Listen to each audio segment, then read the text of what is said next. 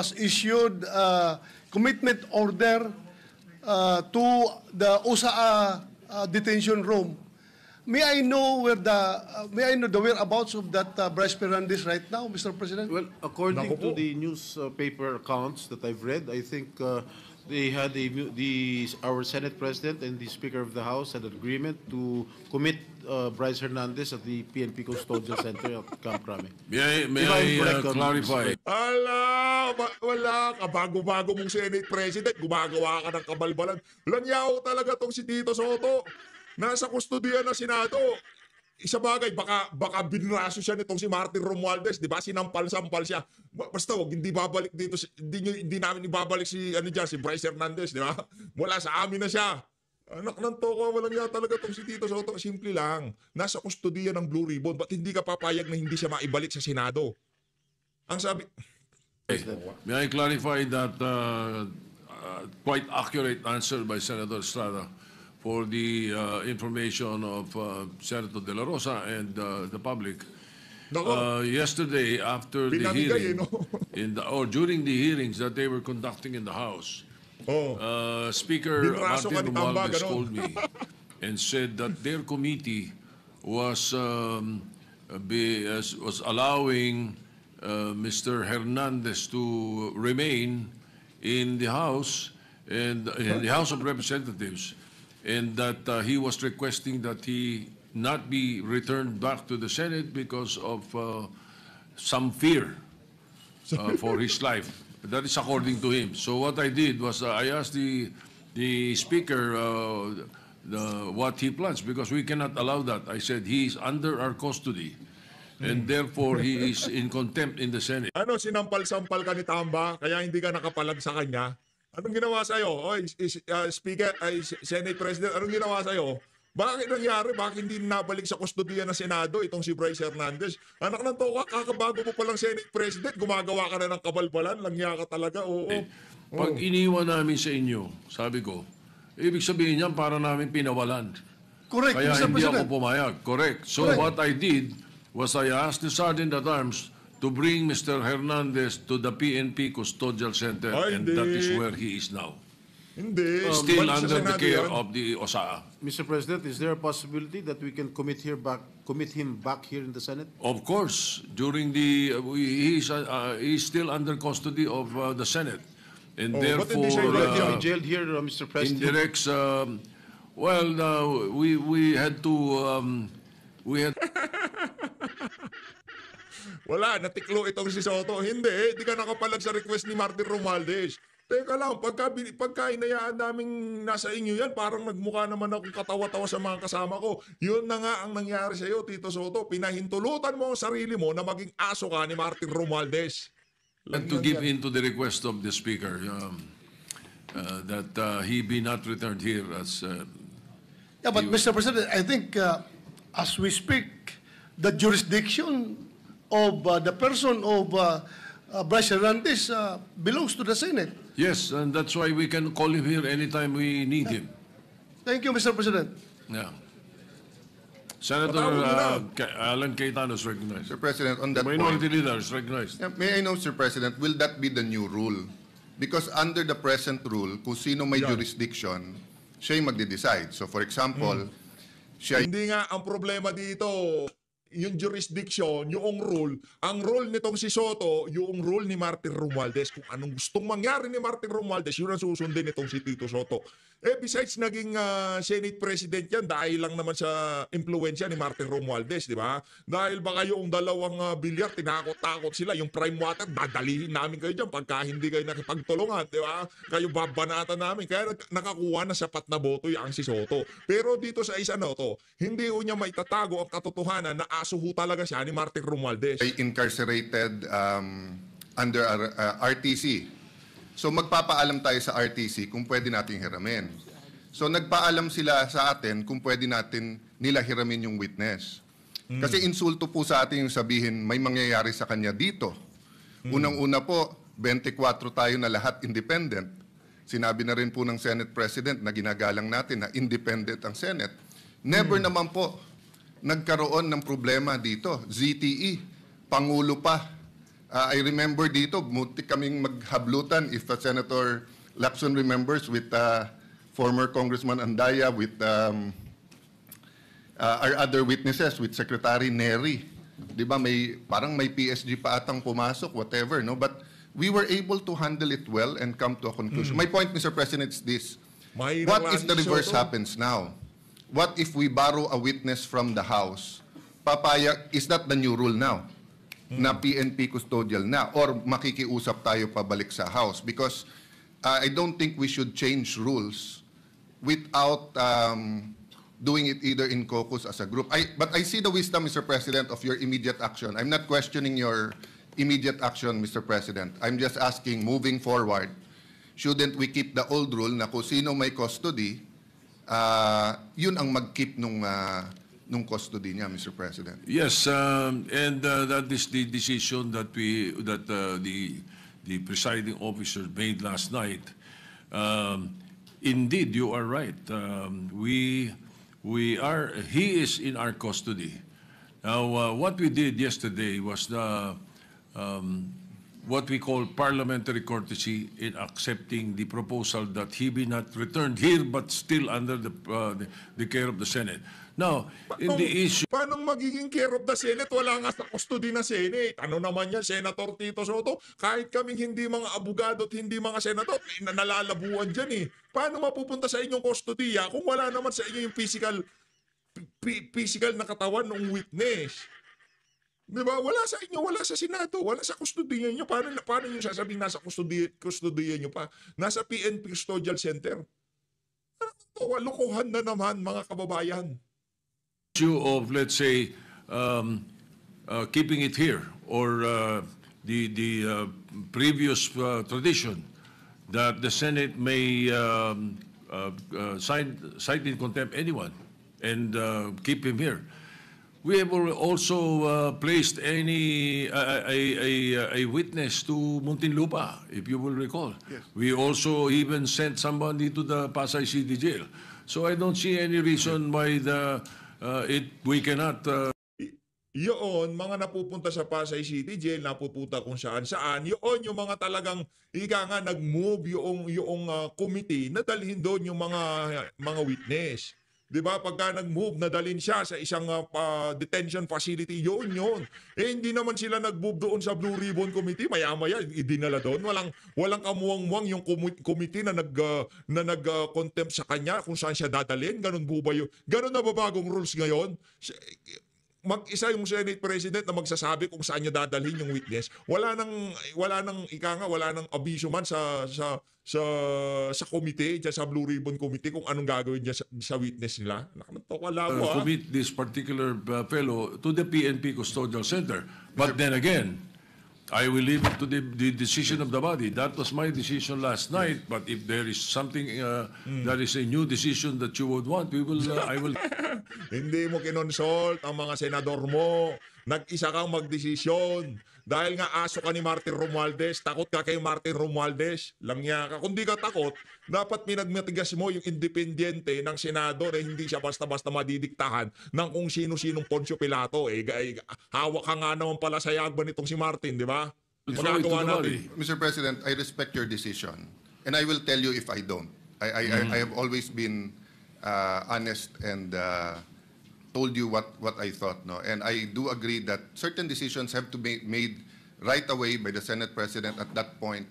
And you do not want a constitutional crisis or ayaw natin mag-agawan ng witness sa gitna ng and perception is important. Kung nakipag-agawan po kayo o tayo kagabi, it would appear na baka may katotohanan yung sinabi about senators kaya pinipilit natin dito. The problem is meron din kasing perception tuloy that by not having him back here, baka nga totoong ini-impluensya natin. But from my point of view, from my limited point of view at this point in time, when he was here, no one was talking to him from the Senate panel. But according to Senator Marcoleta, he got information that the witness was being asked to single out senators there. So only God knows if Senator Jinggoy is the good one or the better one. Only God knows the totality of accusations against Brother Joel. But what do I know?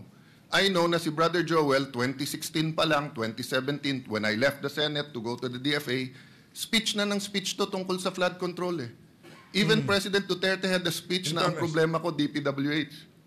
Never tinago ni ano yon ni President Duterte. Nandun yun po sa nasa Facebook, nasa TikTok na sinasabi niya baka may ghost project pa. 2022, to be fair to our new chairman of the committee on the Blue Ribbon Committee and the Senate President, you weren't here at that time, but I'm sure you monitored it. Tinuturo naman ni Secretary Bonoan kung bakit nagkaganon yung budget at ba't suddenly lumaki na naman yung budget. No? So the point is, Mr. President, perception here matters. Tomorrow ba or the next day, we will announce, I think Malacanang has already said they will announce a independent commission. The minority has not discussed whether we will support it or not. Personally, I support it. But just like Ferdinand Marcos Sr., he always asked the opposition for one member. Kasi kahit gaano ka-independent ang members niyan, kahit anong integrity niyan, tao pa rin yan eh. Pwedeng may agenda pa rin yung mga yan. So we will discuss in the minority. For example, kung maglalagay sila doon, do they commit? Hindi sila tatakbo for national office in 2028. Baka may integrity nga. Gagamitin naman yung commission to run in 2028. Will they sign also that wala silang conflict of interest? Because some of the credible people now being interviewed are part of conglomerates and are working for oligarchs that also have their interests, maybe not in infrastructure, but on other things. So ang point ko, Mr. President, na-disrupt yung sistema ng corruption, which is good. Pero ang ginagawa pabalik ng mga corrupt, dinidisrupt din tayo eh. Dinidisrupt din yung mga nag-imbestiga. That's why yesterday, I'm happy we have a consensus, the majority and minority, that we should continue our hearings. Iba yung sa House. I mean, wala tayong pakialam doon. If we agree with it or not, nasa sa kanila yun. Kung nag-iimbento sila o totoo sinasabi nila, yan ang sistema eh. Democracy is messy. Tayo po dito, respetuhin din nila. Kung may problema sa miyembro natin, 24 naman po tayo. We call out each other and we find a way to still have coffee or merienda together in the lounge. Sometimes not for 1 week because we're upset at each other. But that's the system, Mr. President. So again, Mr. President, I support, I acknowledge your right and the wisdom of deciding that last night. But personally, I don't know my companions in the minority. Personally, labanan ngayon ng perception. Tutuloy ba yung mga hearings? Sino ba ipapatawag? Kakampihan ba natin mga senador? Porque kapwa senador yon. Pwede ba magsalita yung iba? Kasi dati siyang DPWH. Kasi dati siyang speaker. Dati siyang all of this will be there, Mr. President. No? If only we could have the speeches of Senator Lacson in like yesterday in such an orderly manner. But hindi po ganun pagka pag nandiyan na yung mga witnesses eh. Ang katotohanan po nun, kung 10 yung witness, unless we have 1 witness at a time, pero kung 10 ang witness, 10 ang senador, you cannot stop any senator kung sino tatanungin niya doon, Mr. President, di ba? So yun po ang problema lang, that since this involves high-ranking people and the PNP is not under the Senate, it creates another perception who controls who. But thank you for informing us that USAA is there and they're looking at that. No? But Mr. President, sa akin lang po, kung babaguhin yung rule, so I acknowledge you're not changing the rule. You made a decision and is throwing it back. But kung babaguhin yung rule, I think we have to discuss it thoroughly. Because nga, masyadong mabigat yung accusation nung DE ba? Assistant DE na takot siya dito or whatever. Kasi Mr. President, ang dami na natin naging witness dito kung sino-sino inaccuse. Inaccuse kapwa senador eh. Never naman. I think when I was Blue Ribbon Chair, I just remember si June Losada natulog pa sa couch sa opisina ko. Sa baba, I think I only visited 1 witness once. Otherwise, hindi eh. So, anyway, Mr. President, thank you for your patience in hearing us out. But may I defer to the chairperson now of the committee? Yes, before Senator Ping Lacson is recognized. Thank you, before Mr. President. With all due respect to the distinguished minority leader, There's what we call legal custody and physical custody. Lawyers know this, Mr. President. As long as the Senate retains the legal custody. So okay lang sa'yo na Ping na nasa siya, PNP custody siya. Wala siya sa Senate custody. Wala na, binenta na talaga Senado nitong mga mokong na to. Anak ng toko. Di ba, yung tipong dati talaga Senado, yung sila dyan, matigas sila dyan. Pagka kanila yan eh. Yung tipong pinakiusapan ni Martin Romualdez, okay na kagad. Pati itong si anak ng toko. Wala Over the tayo. person Yari na tayo. of Bryce Hernandez, the physical custody is of no moment, Mr. President. Whenever we need him, we'll just direct the PNP Custodial Center to deliver him here. And if the House of Representatives... Para dito kay Senator Jinggoy Estrada, wala. O, hindi mo kakampi ang isa na yan. Ang colleague mo na yan, wala na. Ika nga, parang linaglag ka na yan, di ba? Kasi kung nakakampi mo yan, di ba, dali natin dito. Di ba? Atin yan ang nag-contempt pa nga si Senator Jinggoy Di ba? Harapang sampal sa mukha itong ginagawa nitong si Ping Lacson dito kay Senator Jinggoy Estrada. Sa totoo lang. will be needing him, they will have to ask our permission. They cannot go direct to the PNP and tell them to bring the person of Bryce Hernandez to the House of Representatives. And this is not a new rule, Mr. President. We have committed Alvin Balag to the Pasay City Jail. We have committed persons cited in contempt by the Senate in other detention centers. We're not changing the rules, Mr. President. So that's my manifestation, Mr. President. Yeah. Minority Leader, go ahead. Tama po si Senator Lacson na may legal at physical custody. Pero it's always the committee and the Senate who decides the physical custody. So in the case na sinabi yung Pasay City Jail, it was the decision of Senator Dick Gordon and the committee na doon ilagay. In fact, ayaw nila Yung mga kinulong doon, gusto nga dito. In this case, it is the witness, Assistant DE, saying, wag niyo akong dalhin doon, tapos siya yung nasunod.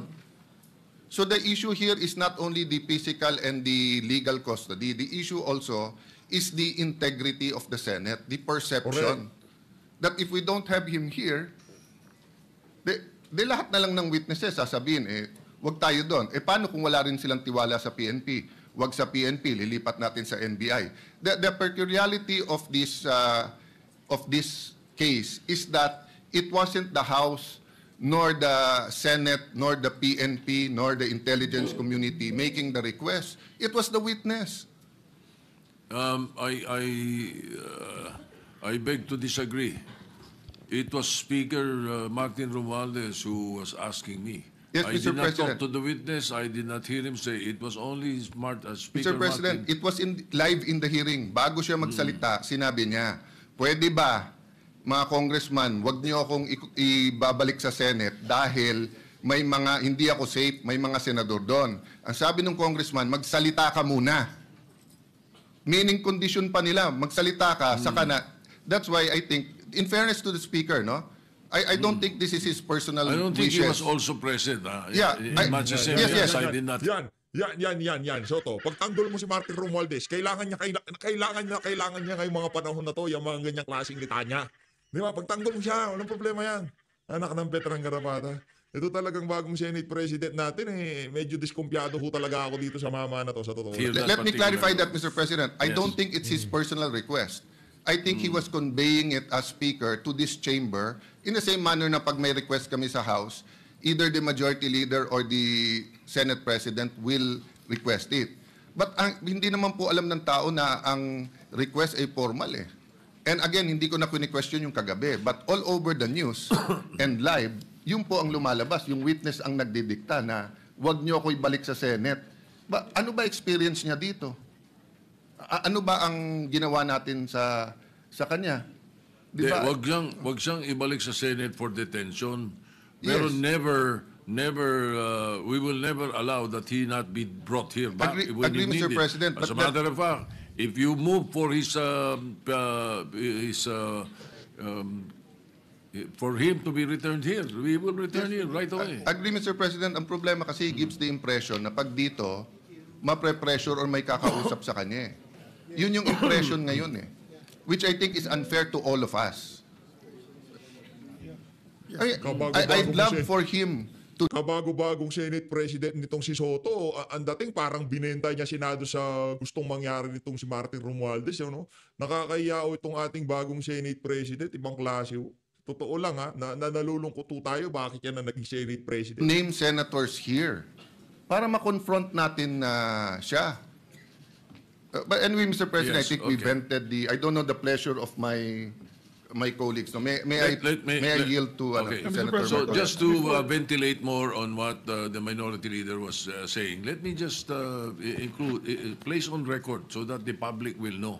You know, we have Section 6C of the rules of the Blue Ribbon Committee.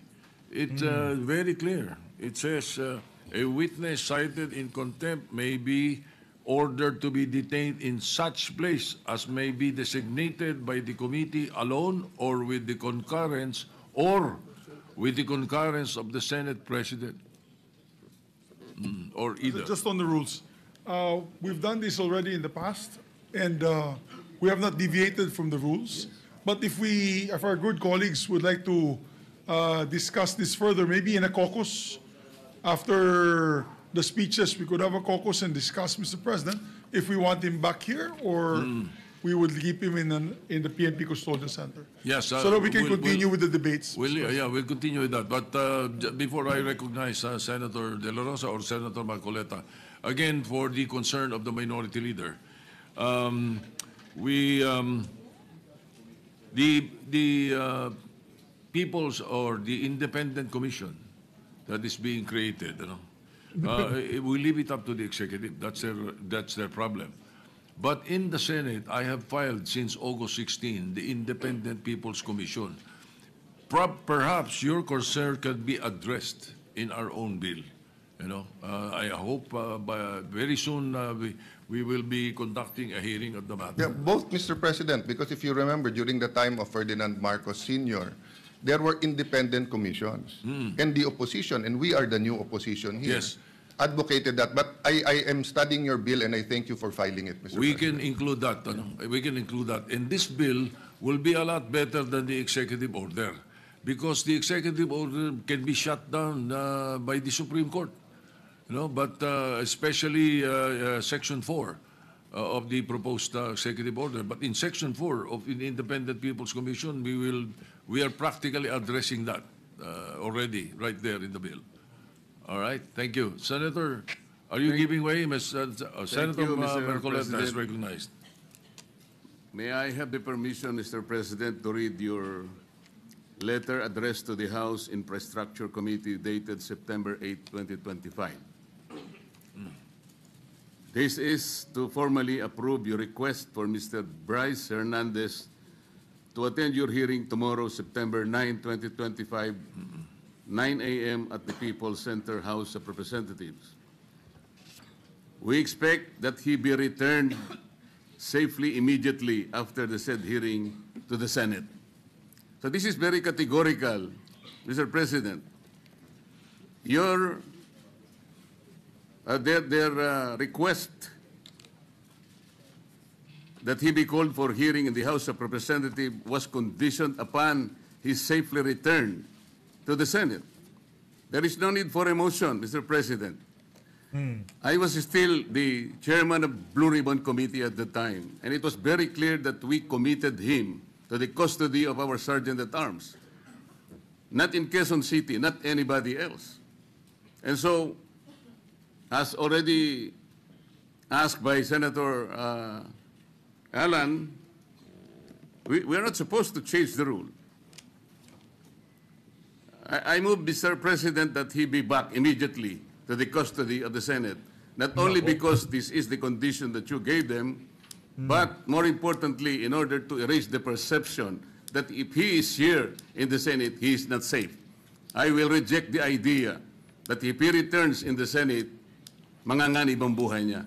It is as if that we're giving credence to his statement, which I believe is not true, Mr. President. Mr. President. Majority Leader. Yes, Mr. President, with due respect to our colleague, Senator Marcoleta, there was an intervention. Actually, he was supposed to come back to the Senate, but the Speaker of the House had intervened and asked if he can be kept in the House, which you did not agree. And you said that we will put him in the PNP Custodial Center under the custody still of OSA and the Senate. Legal custody of the Yes. Senate. So Still. when he wrote the letter, Your Honor, wala pang intervention. So walang kasalanan dyan si Senate President. He was going to bring him in, but we are not. O yun, walang kasalanan. Apologies nitong si Soto. Ikaw, Sena, ako hindi kita gaano binabanatan, pero hinay-hinay ka sa mga ganyang banat mo dahil binabantayan ho kayo ng sambayan ng Pilipino. Etong sentimiento ko na to, akala nyo akin lang to, ganon. Diba? Kung mapapanood ba nito ni Soto, akala mo akin lang to, hindi.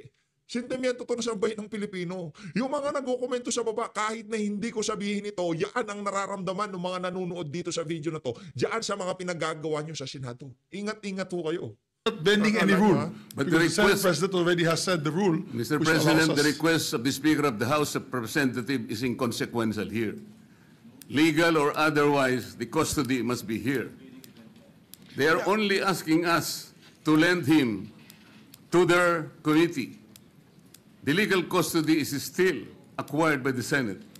And then the committee was the one who ordered him to be legally detained in the custody of the Senate. The committee was the one who did that, not the Speaker of the House of Representatives. He could request that, but we are sorry to deny that Maybe, because Mr. the legal President, Mr. custody, President, yeah. legal or physical, is still with the Senate. Mr. President, I think the points raised by Senator Marcoleta are valid.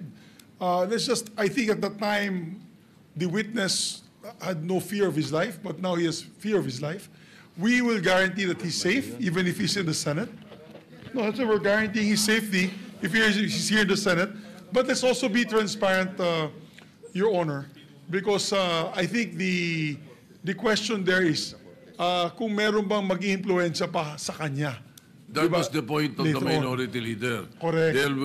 There might be a perception that if he's here, he might be influenced by someone. That is also Correct, Mr. President. the minority leader Grabe made naman mention yan. of that. And that's why I believe Ganun na lang ba? Ganun na lang ba tingin nyo sa mga kasama nyo dyan? Basta-basta makakapag-impluensya. Senator Jinggoy, baka daw ma-impluensyahan nyo. Senator Joel Villanueva, ganun na lang. the Senate President made that Papayag ba kayo decision dyan? to keep him in a neutral area, which is the PNP Custodial Center. But then again, Mr. President, we're a deliberative body. If the body would wish him back here to the Senate, then we can discuss it further. Mr. President, just a quick intervention. Go ahead, Senator Lacson. I would like to echo the earlier manifestation of the majority leader. Yung letter po ng ating Senate President was valid before the intervening event occurred. So we cannot invoke the letter of the Senate President kasi wala pa yung intervening event na mayroong request from the Speaker of the House. And the Senate President, using his own wisdom, granted the request, but we are not given, or we have not given the legal custody of Bryce Hernandez to the House. We still maintain or retain the legal custody over his person. And as I mentioned earlier, kung kailangan siya ng House, they will have to seek permission from the Senate President. Again, yes, they are not in Thank you, custody. Mr. President. Yes, Mr. Senator De La Rosa, President. yes, go ahead. Thank you, Mr. President. Mr. President, You know, Let Senator De La Rosa speak first. Go ahead. we have a very sad experience, Mr. President. Because if the reason why the Speaker requested for Bryce Hernandez to be detained not in the Senate, because for fear of being influenced by anybody or any member of the Senate. Alam mo, Mr. President, Colonel Grijaldo nag-testify dito sa ating committee about the wrongdoings of the members of the Quadcom. Nagsumbong siya dito, Mr. President. And after he read his statement, sabi niya sa amin, Sir, can I be protected by the Senate? Dahil alam kong pinag-initan na ako ngayon ng House. So, I share the information to the committee and even to the leadership of the Senate. But the following day, or the days after, he was required to appear before the Quadcom and he was cited in contempt. Nang siya ay na-contempt, kinulong siya doon. At nang kinulong siya doon, look, what happened? Binubombard siya doon, pinupuntahan siya doon at siya sabihan na huwag yung gusto namin na mangyari, gawin mo na para makalabas ka na dito sa kulungan. Hindi nag-give in si Colonel Grijaldo. Kinulong siya hanggang natapos ang 19th Congress. So, Mr. President, sila ay takot sa kanilang ginagawa mismo. Hindi po yan gagawa ng Senado Yan. na mag-impluensya ng resource person.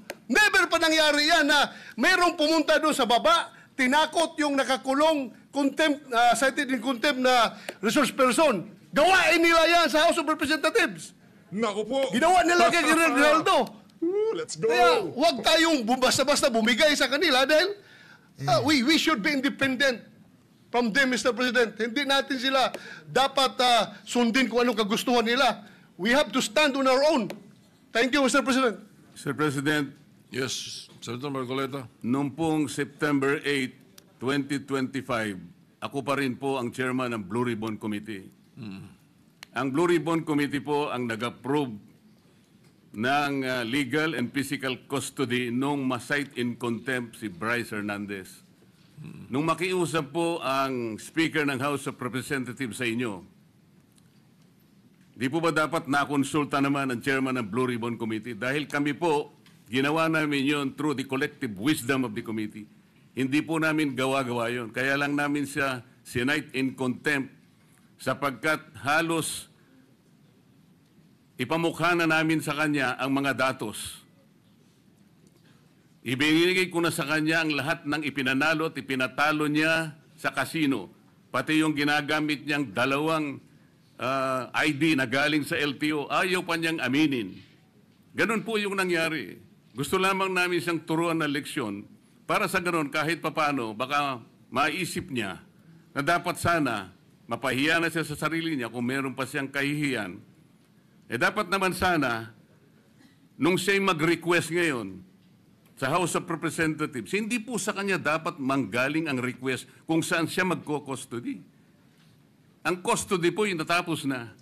Nagsalita na po ang Blue Ribbon Committee. Bakit po hindi man lang nakonsulta ang Blue Ribbon Committee? Bakit kailangan po ang House of Representatives Speaker ang mananaig sa kanyang request?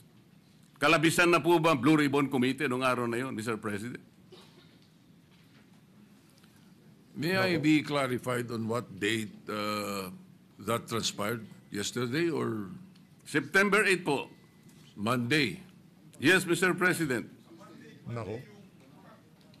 Majority Leader. Monday was the hearing here in the Senate. Monday he was cited in contempt. But Yeah. the hearing in the House was on Tuesday, September 9.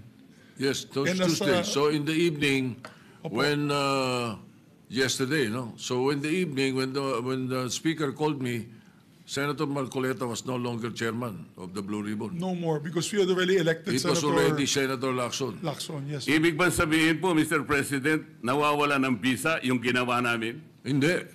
He's Ganun po pala. He's still in legal custody. Dapat po, Therefore, igagalang po kung ano yung aming iniwan. yes, Doon tayo ang magsisimula. iniwan ninyo, cite in contempt. Hindi And po.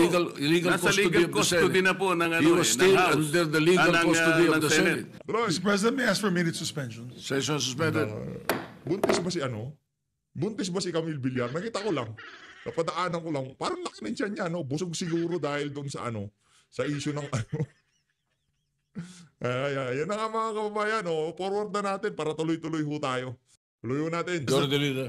The status is we were in debate about the status of the witness, Bryce Hernandez. Hernandez, Mr. President. So I think in consensus, would you like to make the motion, Mr. President, on where to? Yes, Mr. President. Therefore, yes. Can we recognize Senator? Senator Jinggoy. Can I just make a motion, Mr. President, Majority Leader? I move that we commit Bryce Erickson Hernandez to the Pasay City Jail, Mr. President. I second the motion of the good Any objection? gentleman. Pasay City Jail ka ngayon. Ha! Pasay City Jail ka ngayon. San Diego, kailangan na natin ni mobilize. City jail ka ngayon. Hoy, para doon sa mga merong kamag-anak dyan sa Pasay City Jail, ha? Lalo na yung mga nalubugan, sabihin nyo, lalo na yung mga taga-Bulacan na nasa Pasay City Jail nakadetain, sabihin nyo yung mga kamag-anak nyo, yung magnanakaw ng flood control, nandyan. Yung nagpapatalo ng daang-daang bilyon sa kasino, daang-daang milyon sa kasino, nakakulong ngayon sa Pasay City Jail. Okay? Para doon sa merong kamag-anak dyan sa Pasay City Jail, pakiusap po ha, ako na nakikisuyo sa inyo. Yung mga kamag-anak nyong nakadetain dyan, sabihan nyo sila, abisuhan nyo. Ha? Si Bryce Hernandez, yung nasasangkot ha, dito sa napakalaking skandalo na to, na kung saan nagpapatalo ng daang-daang milyon sa kasino, nakadetain ngayon dyan sa Pasay City Jail. Kayo na hong bahala sa kanya, ika nga pinapakiusap ko na ho sa inyo yung mama. Chair Hisnan, and the chairman of the Blue Ribbon concurs. Hearing no objection, the Bryce Hernandez is hereby Mr. President, if I may, but just to put on record that it's with the understanding that the Senate retains its jurisdiction over that person, Mr. President. Just Of to put that course. on record, Mr. President. Of Thank you. course, it has never been the opposite. He was always under our legal custody. So the motion is to transfer that particular person to the Pasay City Jail. Any objection? Chair is none. Motion is approved. The Sergeant at Arms is hereby directed to transfer Bryce Hernandez to the Pasay City Jail as soon as possible. Just a manifestation, if I may, Mr. Senator President. Estrada, Mr. President, I Estrada, think we have to ask the OSA to be strict in implementing the rules with regard to the visitation hours of a prisoner, Mr. President. No visitors allowed, only immediate members of the family, lawyers, priests, etc., etc. Thank you, Mr. President. Yes, the Sergeant at Arms is hereby directed and make a list of those who will visit him. Yes, we'd like to Thank you. recognize Senator Marcoleta, Mr. President. Senator Marcoleta is recognized. Yun, si Hernandez. Mr. President, meron po pong isang isyong naiwan dahil noong September 8 po, while I was still the chairman of the Blue Ribbon, napagkaisahan po ng komite dahil sa noong September 1, kung maalala po natin, as chairman, I floated the idea na para makatulong po kung merong gustong lumabas na do sa 15 na kasama sa pagdinig, makakatulong po sila ma-identify po lahat ng mga kasabwat sa anomalyang paglalatag ng mga proyektong pang flood control. Pinload po natin yung idea na kung gusto ninyo, ay kinakausap na po namin ng DOJ, you may be provided by provisional immunity. Of course, pag-aaralan natin kung qualified kayo. Sa nakikita naman namin, basta hindi kayo most guilty at napakarami pong ibang mga requisites doon, tinignan po natin mabuti. After 1 week, Mr. President, dalawa pong mag-asawa, yung Diskaya, ang naggawa po ng sworn statement. Pero bago po niya nila gawin yon, ay siniguro ko po na talagang sila ay voluntary na gagawa ng sworn statement. Kaya yung pong kanilang emissary, sinabi ko, kailangan sumulat muna sila na talagang gusto nilang magsalita at walang halong pagsisinungaling ito. Yun ang option na gusto nila at narinig nila yung aming pinupload na option na sila'y lumabas bilang isang witness, a state witness. Yun nga po ang nangyari, Mr. President, hanggang sa sila nga ay tumestigo sa komite, dala-dala at binasa nila yung kanilang sworn statement. Nang dahil po doon, Mr. President, ay gumawa kami ng sulat sa ating kalihim ng Department of Justice at yun nga po ay September 8, 2025. Gusto ko po malaman, Mr. President, ano po yung status noon sapagkat kayo na po ang pumalit na Senate President by that time. Yes, the proposal and your intention is indeed, yes, it's laudable. We may be able to get state witnesses there, no? But that September 8, evening of September 8, when I was informed about it, what I did was to decide that the issue be referred to the Blue Ribbon Committee, especially knowing that there will be a new composition the following day. That was quite late at night when I received the notice. Mr. President, if that happens, parang ang amin pong pinag-usapan noon while I was still the chairman of the Blue Ribbon Committee, parang nawalan po ng saysay. Ang mangyayari po noon, with all due respect, baka po ma-compromise o mawala po yung integrity ng proceedings natin. The integrity of the inquiry is very, very important here. Sila po ay pinangakuan namin sapagkat nagpapasaklolo sila, alam nila na may panganib ang buhay, hindi lamang sa kanilang mag-asawa kung hindi yung pamilya nila. Kaya nakita po namin ang urgency. Mr. President, September 10 na po ngayon. Kung sakali pong totoo na nanganganib ang buhay nila, yun pong ipinangako namin na immunity sa kanila na makakatulong po. At yun naman po ang naging courage sa kanila para lumabas into the open and tell all. Nakita naman po ninyo, talagang initially nakapagsalita sila nung inaakala nilang kasangkot po, allegedly, sa mga maanumalyang paglalatag ng flood control projects. Kaya po, ang tanong ko ngayon, kailangan po bang pagpasyahan ng bagong liderato ng Blue Ribbon ang isang bagay na amin na pong na-aproba nung kami po ay nandun pa sa Blue Ribbon? Mr. President? Majority Leader. Yes, Mr. President. May I ask for a minute suspension so that both leaders, the former leader of the Blue Ribbon and the newly elected leader of the Blue Ribbon Committee can discuss for just a few minutes this operational matter amongst themselves. May I ask for a minute suspension? Session is suspended. Thank you.